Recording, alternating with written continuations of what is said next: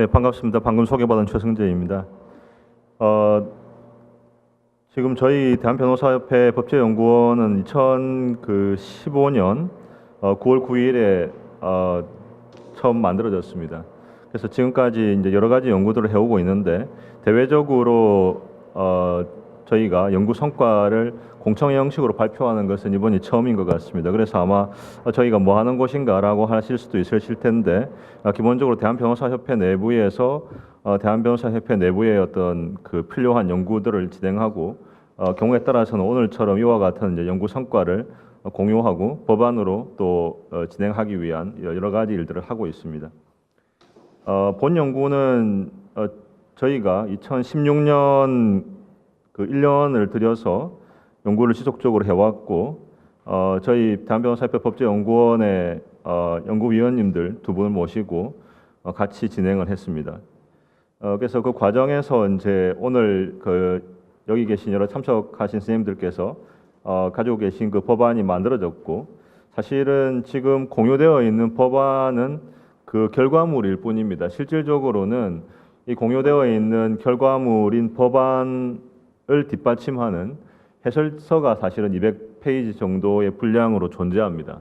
그래서 사실은 그 해설서를 보셔야 왜 이와 같은 법안을 제안을 했는지를 아실 수 있으실 텐데 오늘은 매우 제한된 시간이기 때문에 제가 구체적으로 세부적인 내용에 대한 어떤 테크니컬한 이슈들에 대해서 말씀을 드리기보다는 이미 충분한 공감대가 있다고 생각이 되는 이 집단소송법과 관련해서 저희가 제안한 집단소송법의 취지나 그 방향성에 대한 이야기를 주로 하도록 하겠습니다.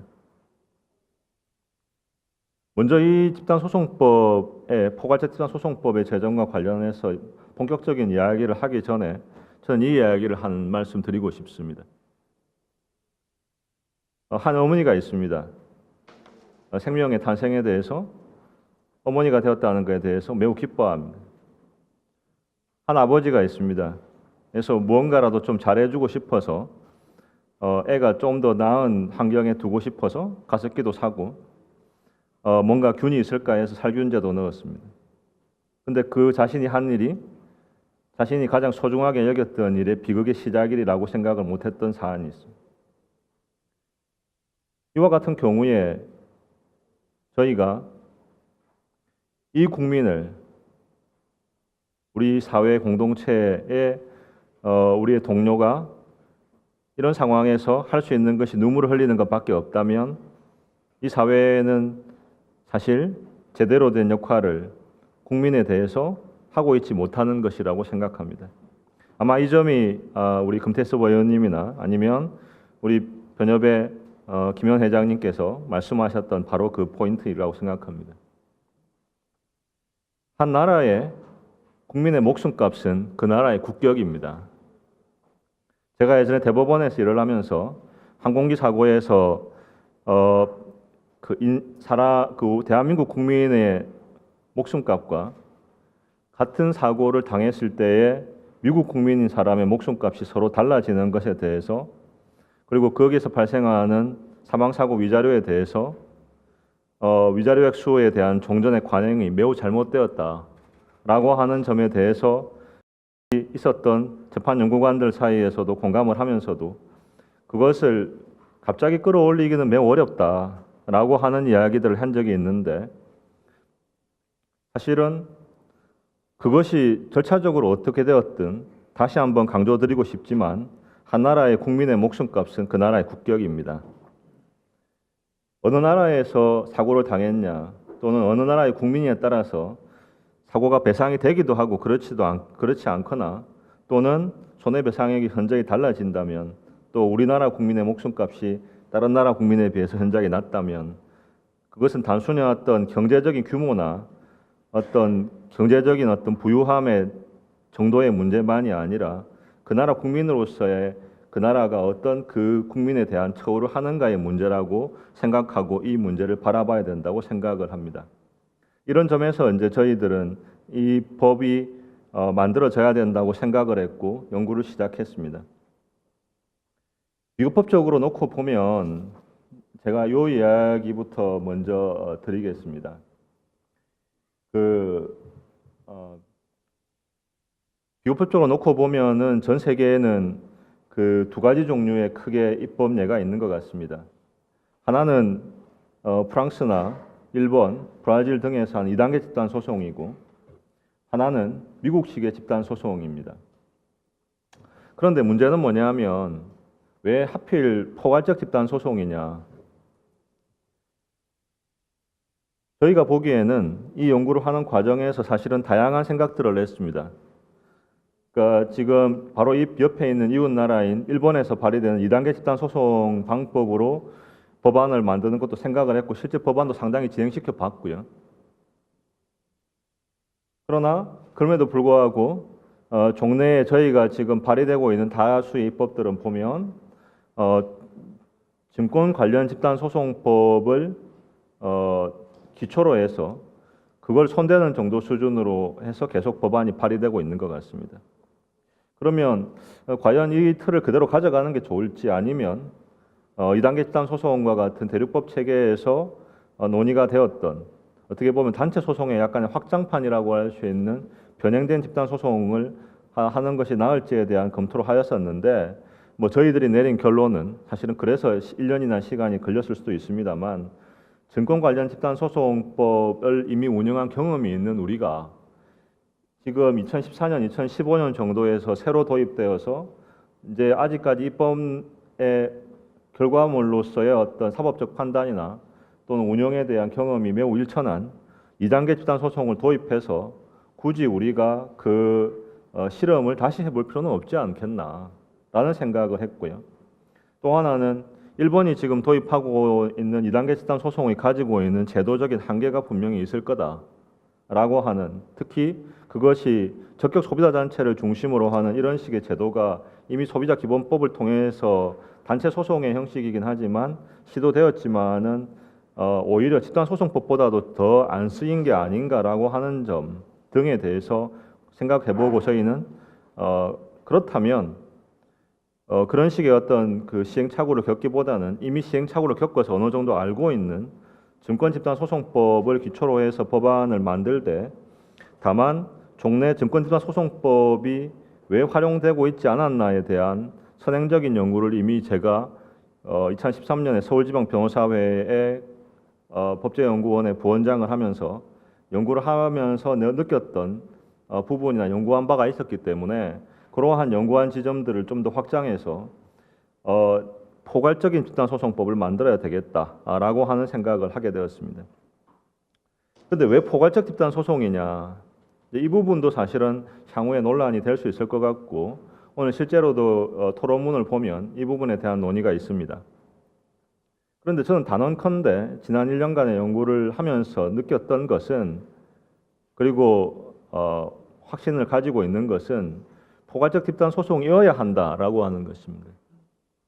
증권 관련 집단 소송 또는 소비자 집단 소송 또는 공정거래 집단 소송 등의 이름으로 이미 입법화되어 있는 증권 관련 집단 소송법 외에도 공정거래법이나 소비자 분야에서 개별화된 집단 소송법의 제정 논의는 지속적으로 이루어져 왔고 지금도 이루어지고 있고, 한편으로는 법안으로 20대 국회에도 발의된 사안들이 이미 있는 것으로 알고 있습니다.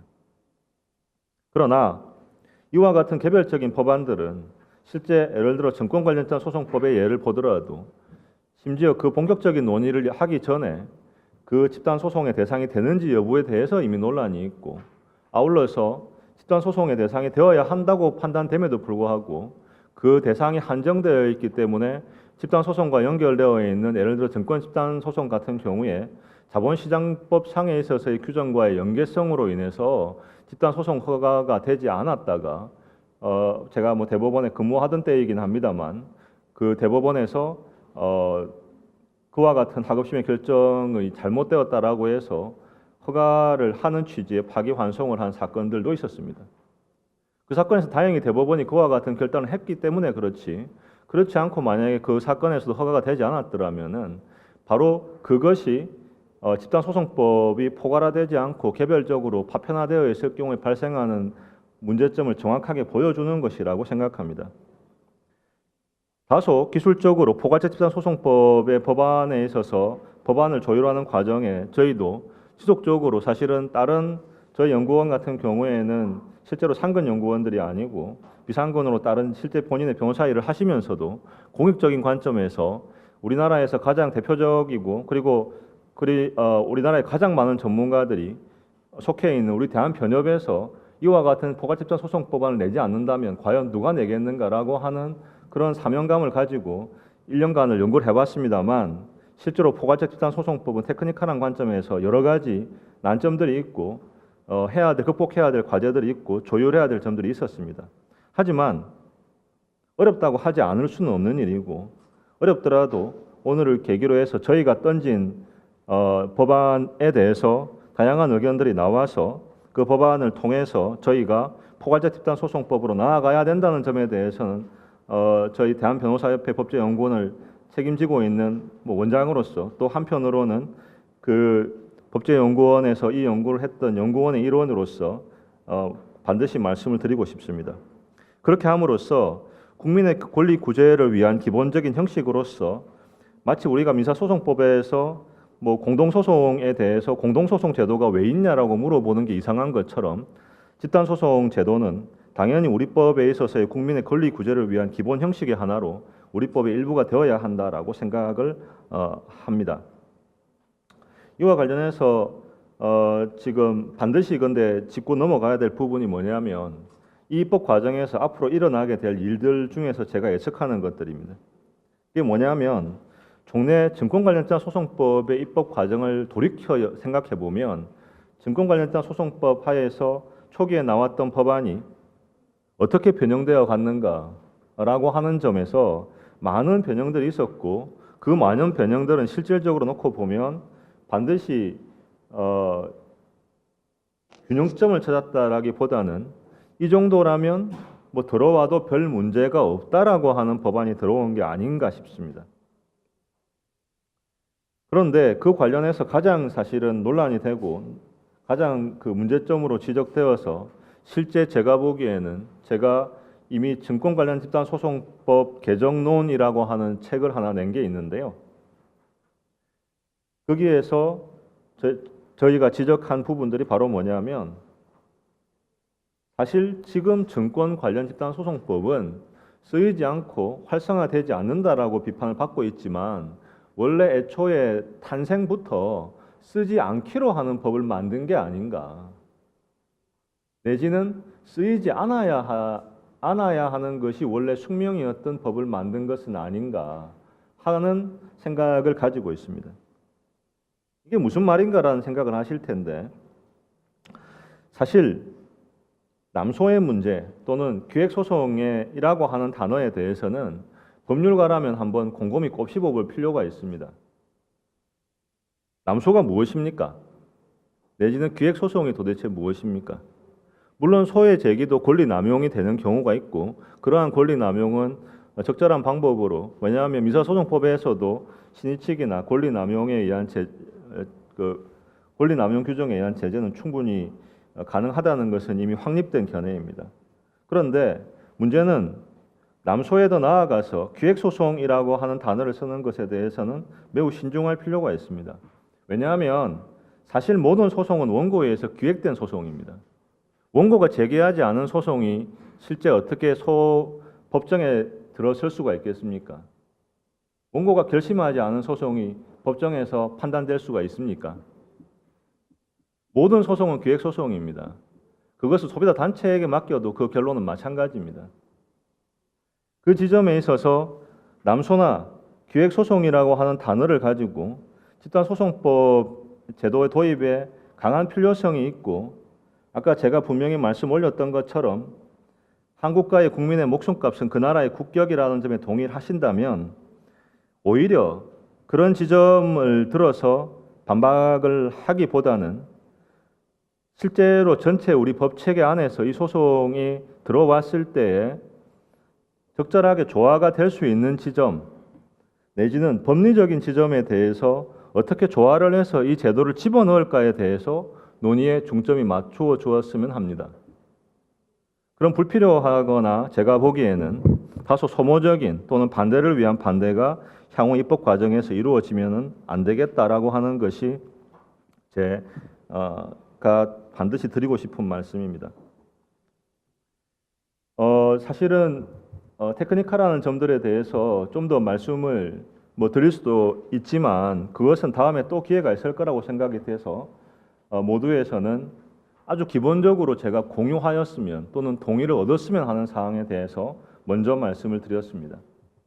자료집에 이미 100여 장 정도의 슬라이드를 넣어놨기 때문에 제가 이렇게 말씀을 드린다 하더라도 정말 관심이 있으신 분들께서는 자료집을 참고하실 거고, 자료집을 보셨음에도 불구하고 자료집에 있는 내용에 대해서 좀 더 궁금하신 점이 있다면 저희 변협에 아까 말씀드렸던 것처럼 각 조문별 축조 해설을 이미 200페이지 정도로 만들어 놨습니다. 그렇기 때문에 각 조문이 왜 이렇게 만들어졌는지에 대해서는 조문별 축조 해설을 이미 해두었고, 그리고 만약에 그 조문별 축조 해설로도 부족하다면 저희 이 연구에 참여했던 연구진들은 언제든지 그 부분에 대해서 같이 논의하고 우리 사회에서 긍정적인 방향으로 이 제도가 뿌리 내릴 수 있도록 하는 일에 같이 참여할 것이라고 분명히 말씀드립니다. 시간이 지금 제가 아무리 많이 써도 한 5분에서 7분 정도 내지는 10분 정도를 하면 아마 우리 의장님, 좌장님께서 한 말씀 하실 것 같아서 제가 여기 중간에 있는 제도들 특히 외국법에 대한 이야기들은 가급적 다 뛰어넘겠습니다. 그런데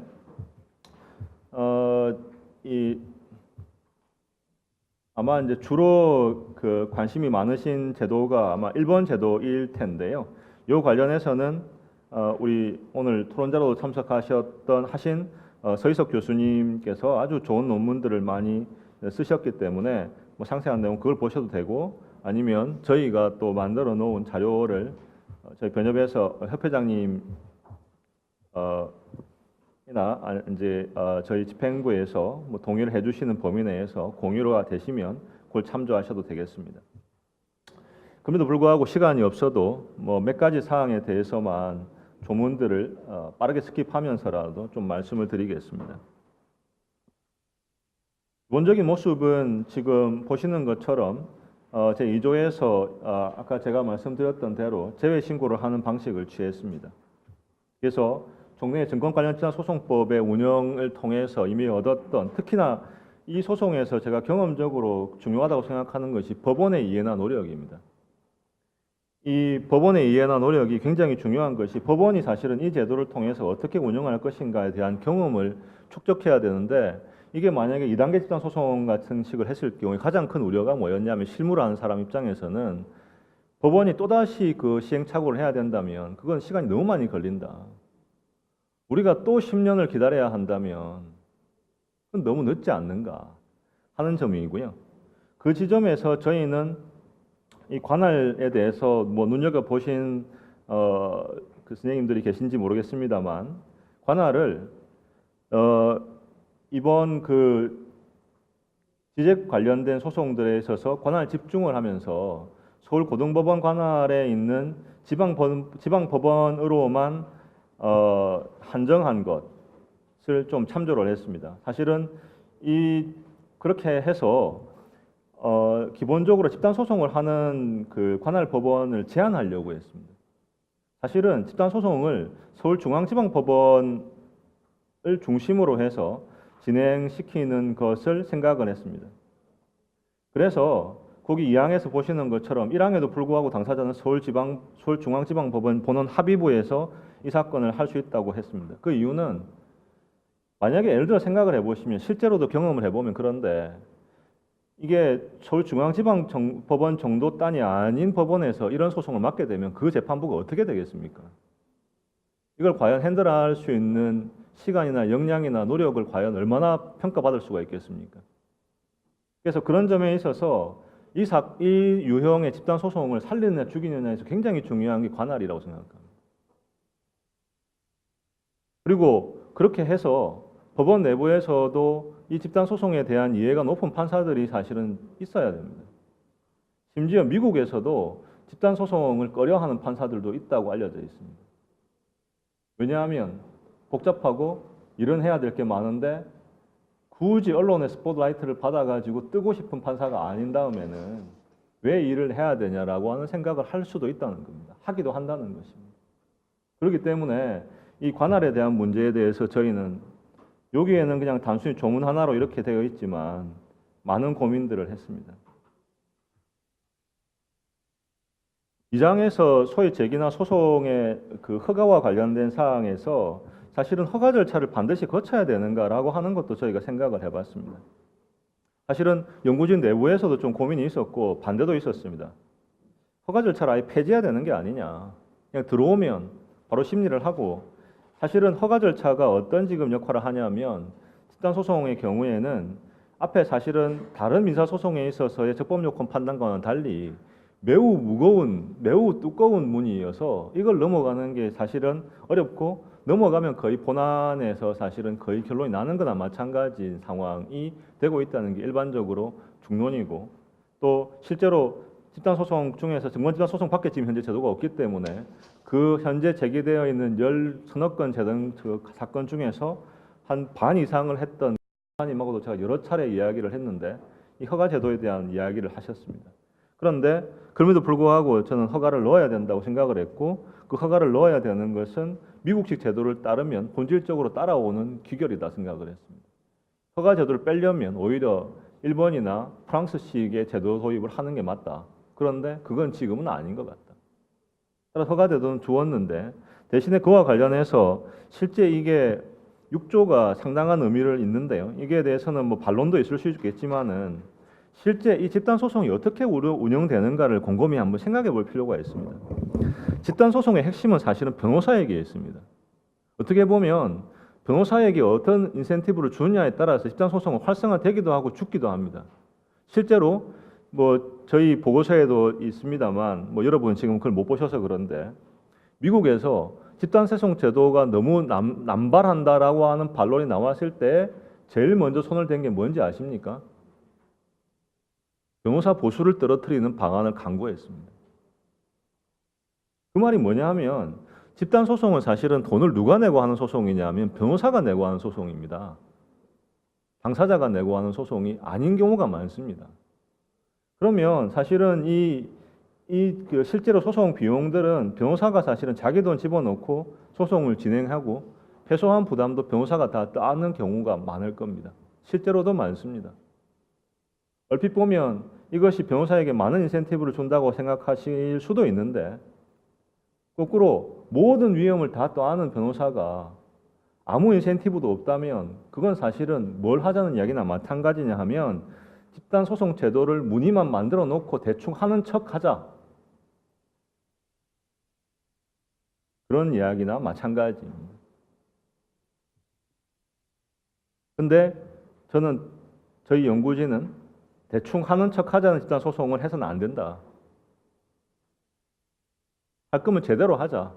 라고 하는 생각을 했기 때문에 여기저기서 그와 관련된 이야기들을 써넣었는데 그 출발점 중에 하나가 조문상으로는 앞쪽에 붙어 있는 인지도 그와 같은 것 중에 하나입니다.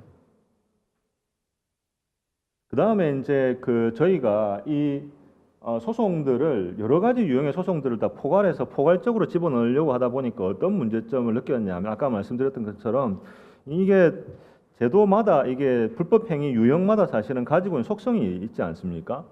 소비자 분쟁 다르고 환경 분쟁이 다릅니다. 모르는 바 아닙니다. 그리고 공정거래법 위반으로 공집단 소송을 하는 경우 특히 표광법 앞에 지금 슬라이드에 들어있는 우리로 치면 이제 리박 사건이 우리로 표시 광고에 관한 법률인데 표광법 소송하고 증권집단 소송이 같지 않을 수 있습니다. 공통되는 부분도 있고 다른 부분도 있습니다. 그런데 이런 부분들을 어떻게 적절하게 발라내서 필요한 사항에 필요한 지점들에 대한 특칙을 넣을 건가 하는 것도 굉장히 고민이었습니다. 그래서 그와 관련한 사항들이 보면 이제 여기 중간중간 넘어가시다 보면 지금 구조에도 그런 부분이 있는데 소비자, 환경보호 뭐 이런 식의 별도로 또 특징적인 부분이 있다고 생각하는 부분에 대해서 별도의 또 규정들을 넣어 놓은 바들이 있습니다. 그래서 그런 것들이 들어간 것들은 저희가 연구를 하면서 요거는 약간 좀 특징적인 부분이 필요할 수도 있겠다라고 하는 것에 대한 것이었고요.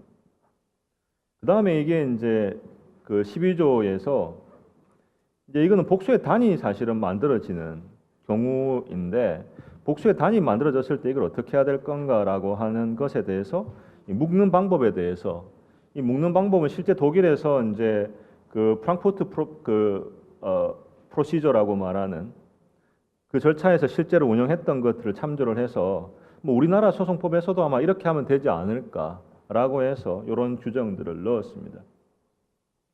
뭐 소송 비용에 대한 사항들도 뭐 그런 관점에서 이해를 해주시면 되겠습니다.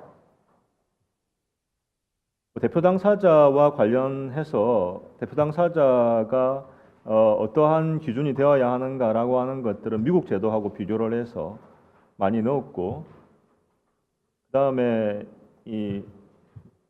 또 하나가 소송 대리인 부분인데, 소송 대리인과 관련해서 여기는 지금 사임 등만 되어 있는데요. 국내의 집단소송법이 지금은 이제 아마 제가 좀 거의 마무리를 해야 되지 않을까 싶은 40분이 돼서 뭐 요 말씀만 드리고 그러면 제가 마무리를 하고 뭐 토론이 나오는 조문이 있으면 토론 시에 제가 말씀을 드리겠습니다.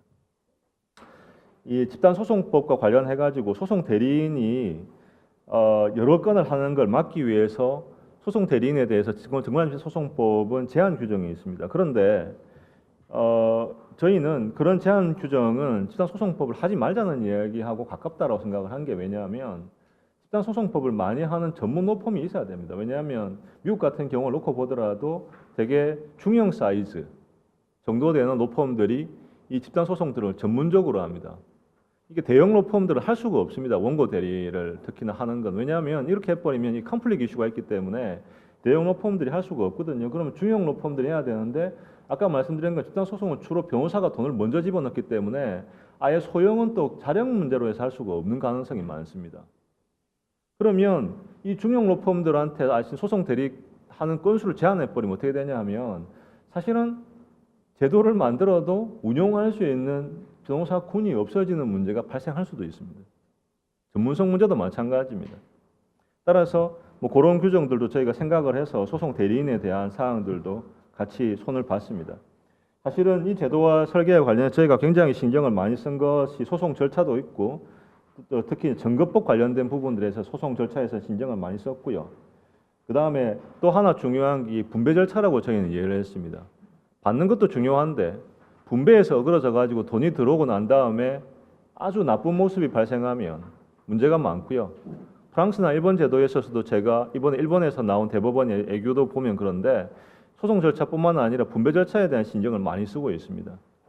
더더군다나 이게 이제 제외 신고 방식으로 옵트아웃으로 가면 분배 절차에 문제가 있을 수 있기 때문에 그 관련된 사항들에 대해서도 저희가 여러 가지 그 고민들을 많이 했는데 뭐 아쉽게도 뭐 오늘 이 자리에서는 말씀을 뭐 드릴 기회가 없었습니다. 뭐 결론적으로 그냥 하나만 말씀을 드리면 잔여금 처분에 대해서 분배 종료 보고서가 제출되고 남은 금액에 대해서는 브라질 같은 경우에는 공익기금 같은 형식으로 쓰고 있는 것 같은데 뭐 우리는 국고로 귀속시키는 걸로 해두었습니다. 예를 들면 미국 같은 경우 리박 같은 경우에는 돈을 주고 다 남으면 거기에 대해서 별도로 주별로 그걸 어떻게 쓸 건가에 대한 또 법을 가지고 있는 나라도 있습니다. 주도 있습니다. 그래서 이 부분에 대해서는 뭐 여러 가지 의견이 있을 수 있는데 왜 이렇게 했는지에 대해서는 뭐 해설서를 보시면 되겠고 하여튼 이렇게 저희는 결정을 했습니다.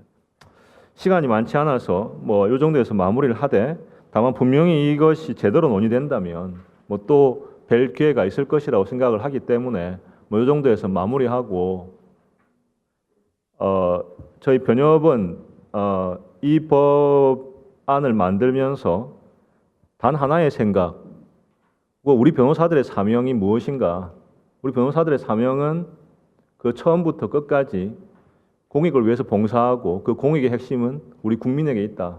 어떻게 하면 우리 국민에게 가장 도움이 되는 제도를 설계할 것인가라는 시각에서 처음과 끝을 같이 했습니다. 그래서 그런 점을 좀 이해해 주시고 그런 시각에서 봐주셨으면 감사하겠습니다. 이상입니다.